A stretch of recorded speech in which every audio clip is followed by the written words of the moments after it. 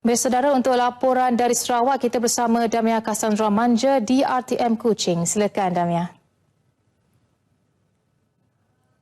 Baik, terima kasih Zahira. Assalamualaikum dan salam sejahtera. Perkembangan banjir di Sarawak setakat pukul 12.30 malam tadi, jumlah penduduk yang terjejas ialah 430 orang daripada 93 keluarga berbanding 431 orang pada pukul 8 malam tadi yang ditempatkan di pusat pemindahan sementara di Dewan Perpaduan Debak.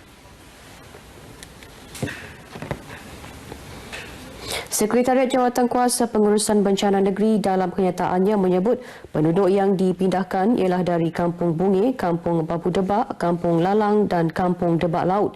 Pusat pemindahan sementara berkenaan dibuka sejak tengah hari semalam selepas kediaman mereka dinaiki air berikutan hujan lebat ditambah dengan pertembungan air pasang naik. Suspek keempat yang disyaki terlibat dalam kes penipuan pekerjaan di Kemboja direman 4 hari bermula semalam. Perintah dikeluarkan Magistrate Fairly Jeffrey Lanjungan di Mahkamah Kuching. Tempoh reman ini dibenarkan bagi memberi ruang kepada polis menyiasat penglibatannya dalam penipuan yang mengakibatkan 47 rakyat Malaysia dipenjara di Kemboja pada Disember tahun lepas. Suspek yang berumur 25 tahun itu, yang merupakan antara 3 suspek yang dikendaki dalam kes tersebut, ditahan di Jalan Tun Ahmad Zaidi Adrus. Tangkapan didedahkan oleh Ketua Jabatan Siasatan Jenayah Komersial IPK Sarawak, Superintendent Mustafa Kamal Gani Abdullah. Katanya, polis kini sedang dalam usaha mengesan 2 lagi suspek lelaki yang merupakan rakyat tempatan.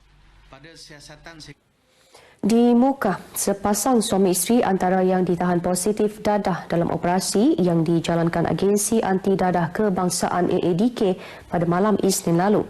Menurut Ketua Daerah AADK Muka, Felinora Joseph Na, seramai 9 individu berusia lingkungan 15 hingga 52 tahun ditahan dalam 3 operasi yang dijalankan di Kampung Sungai Rage, Kampung Petanak dan Kampung Tutus Hilir. Dalam operasi sekatan jalan raya yang diadakan bersama Jabatan Pengangkutan Jalan Cawangan Muka di Kilometer 1 Jalan Matading, Muka, Balingan, pada Isnin lepas, 5 individu didapati positif dadah jenis metafetamin daripada 40 individu yang diperiksa. Individu yang ditahan disiasat di bawah Seksyen 3-1 Akta Penagih Dadah, Rawatan dan Pemulihan 1983.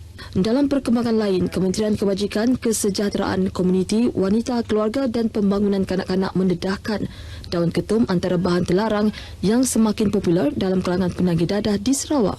Kementerian itu dalam satu kenyataan memberitahu, statistik yang dikeluarkan oleh Jawatan Kastam Diraja Malaysia Sarawak Cawangan Narkotik merekodkan sebanyak 5 kes dengan jumlah keseluruhan rampasan kira-kira 5.3 kg daun ketum pada tahun 2017 berbanding 1 kes dengan jumlah rampasan kira-kira 2.6 kg pada tahun 2016. Jawatan itu juga mendedahkan bahawa bekalan bahan tersebut diperoleh dari Semenanjung menggunakan perkhidmatan hantaran kurier. Sementara itu, pihak kementerian juga memberitahu polis Sarawak juga merekodkan seramai 11,075 orang dikesan terlibat dengan penyalahgunaan dadah di negeri ini.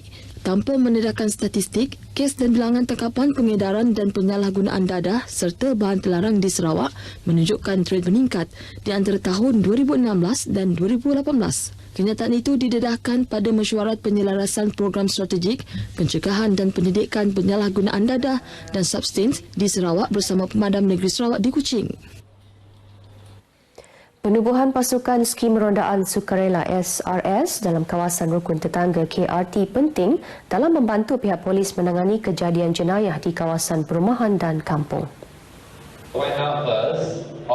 Timbalan Menteri Perdagangan Dalam Negeri dan Hal Ehwal Pengguna, Chung Jen Jen berkata, penubuhan SRS terbukti berjaya mengurangkan kadar jenayah di sesuatu kawasan menerusi rondaan yang dilakukan dengan lebih kerap sekaligus mengelak kebergantungan sepenuhnya kepada pihak polis.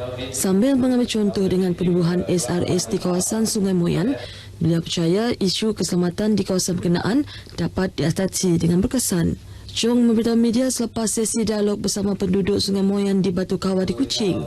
Sementara itu, Timbalan Ketua Polis Padawan DSP Mervin Lisa berkata, dengan mewujudkan KRT dan SRS, kadar jenayah di kawasan perumahan dan kampung dengan sendirinya akan berkurangan kerana pemantauan dapat dilakukan dengan lebih kerap.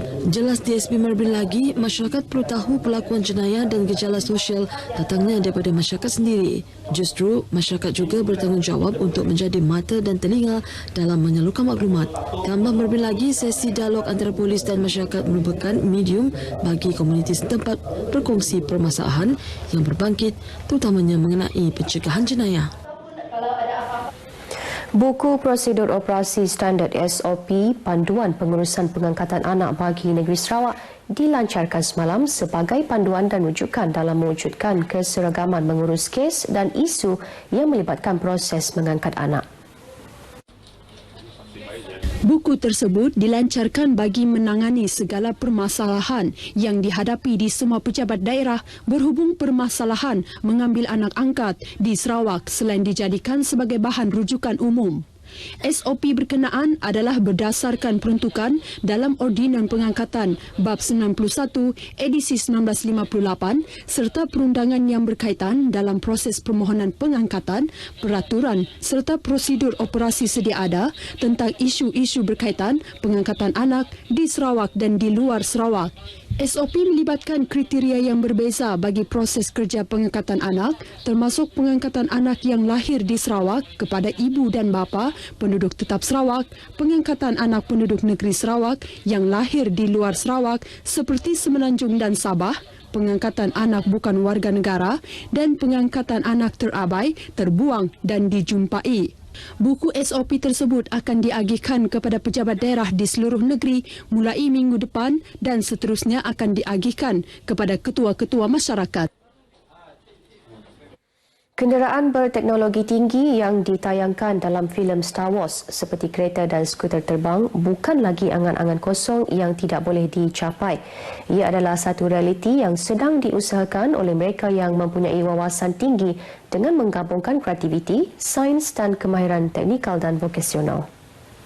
Telah mendapat pekerjaan. Menurut Timbalan Pengarah Pengoperasian Sekolah Bahagian Pendidikan Teknik dan Vokasional, Kementerian Pendidikan Datuk Hazir Husin, malah pembedahan ke atas pesakit oleh sekumpulan doktor yang berada jauh daripada pesakit kini sudah menjadi kenyataan hasil penggunaan teknologi masa kini. Katanya, semua itu selari dengan perubahan zaman yang berteraskan industri 4.0 yang menggunakan banyak teknologi robotik, maklumat dan komunikasi dan Internet of Things IoT. Beliau berkata demikian pada majlis menandatangani Memorandum Persefahaman MOU antara Kementerian Pendidikan dengan 4 pihak industri dan nota kerjasama NOU antara Kolej Vokasional Matang bersama 18 pihak industri di Kuching.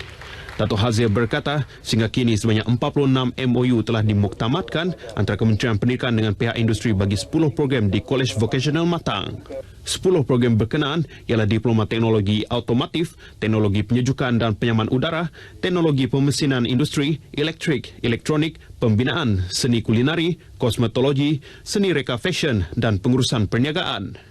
Katanya, NOU yang ditandatangani itu turut melibatkan pihak industri di Pontianak, Kalimantan Barat, Indonesia yang membolehkan pelajar kolej vokasional menjalani latihan industri selama 4 hingga 5 bulan. Sementara itu, Datuk Hazir berkata, kebolehpasaran graduan kolej vokasional ialah sebanyak 100% dari 2,273 graduan dari kumpulan pertama di seluruh negara pada tahun 2016 yang telah bekerja mengikut bidang yang dipelajari. Sejumlah 96.47% dari 12,997 pelajar kohort kedua pada tahun 2017 ditawarkan pekerjaan sebelum tamat pengajian. Bagi Kolej Vokasional Matang pula, sebanyak 70.83% graduan tahun 2018 dan 97.21% graduan tahun 2017 telah mendapat pekerjaan.